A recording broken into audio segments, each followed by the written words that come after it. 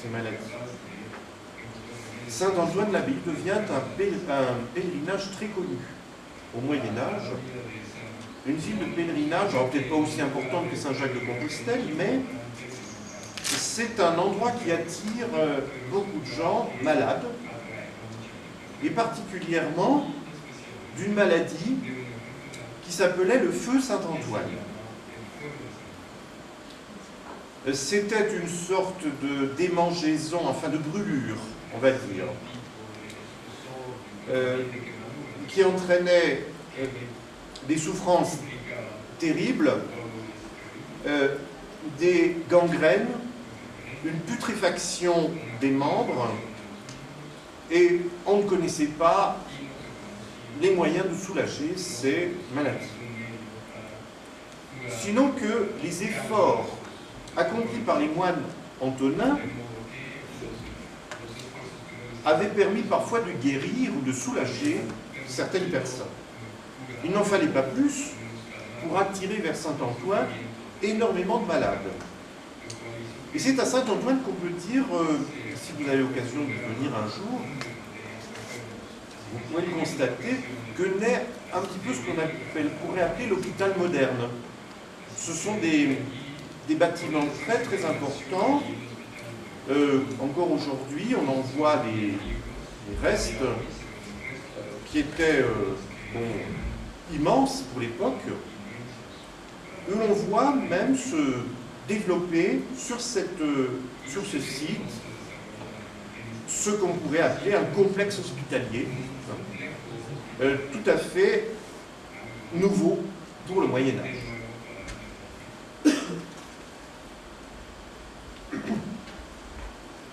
Donc, retenons cette spécialisation de Saint-Antoine dans la guérison de ce qu'on appelle le feu Saint-Antoine, ou qu'on appelle aussi parfois le mal des ardents, c'est-à-dire de ceux qui brûlent, hein, comme quand on est, si vous voulez, plongé dans les flammes.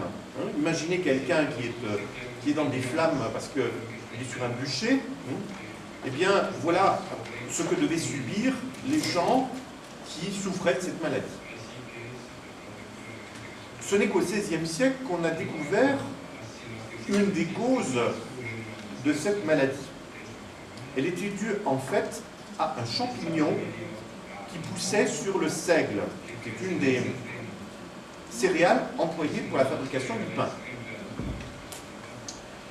Ce champignon, qui est une sorte de pourriture, favorisait la venue de la maladie et entraînait un empoisonnement du sang. L'empoisonnement du sang faisait énormément souffrir évidemment les gens, et ce qui fait que provoquait même parfois des hallucinations, des visions, parce que les gens souffraient tellement qu'ils avaient perdu l'esprit. Alors là, peut-être que l'explication, vous voyez, avec la légende de Saint-Antoine commence un petit peu à s'éclaircir. Nous voyons un saint qui, donc, va se trouver rapproché à un contexte de guérison, et il va guérir des maladies qui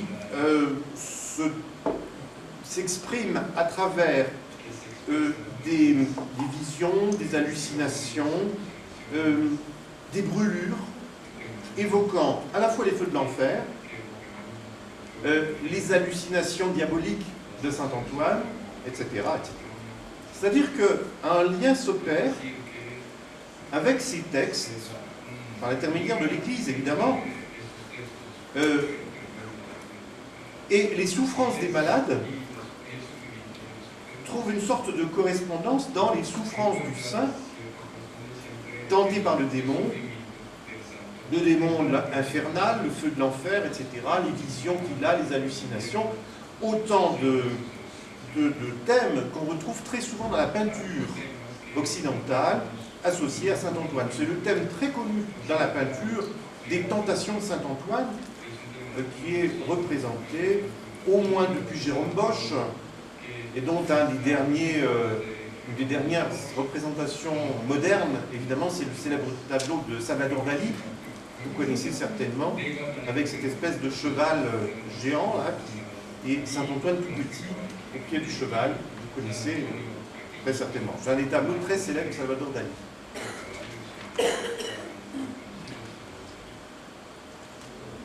Alors maintenant, il faut revenir au cochon. Vous vous souvenez que j'ai laissé cette question en suspens et que je n'ai pas dit pourquoi, au fond, ce cochon se trouve associé à Saint-Antoine. Eh bien, en fait, le lien va probablement venir du contexte, on va dire païen, de commémoration du saint. Je rappelle que le saint est commémoré le 17 janvier et que pendant très longtemps, pendant le Moyen-Âge et encore de nos jours, dans beaucoup de régions, c'est le moment où l'on tue le cochon. C'est le moment qu'on choisit pour tuer le cochon parce qu'on est en plein hiver, il faut bien manger, et le cochon est un véritable trésor nutritif, puisque, comme le dit le proverbe français, qui se traduit peut-être pas tout à fait comme ça en espagnol, mais dans le cochon, tout est bon. Dans le cochon, on peut tout manger. Sauf les os, bien sûr. Hein. Mais le sang du cochon, on fait du boudin, les cuisses du cochon, on fait du jambon, etc., etc. Et vous voyez tout ce qu'on peut faire avec même la tête du cochon, comment je vois les pattes. Les pieds de cochon, c'est très bon, les pieds de cochon.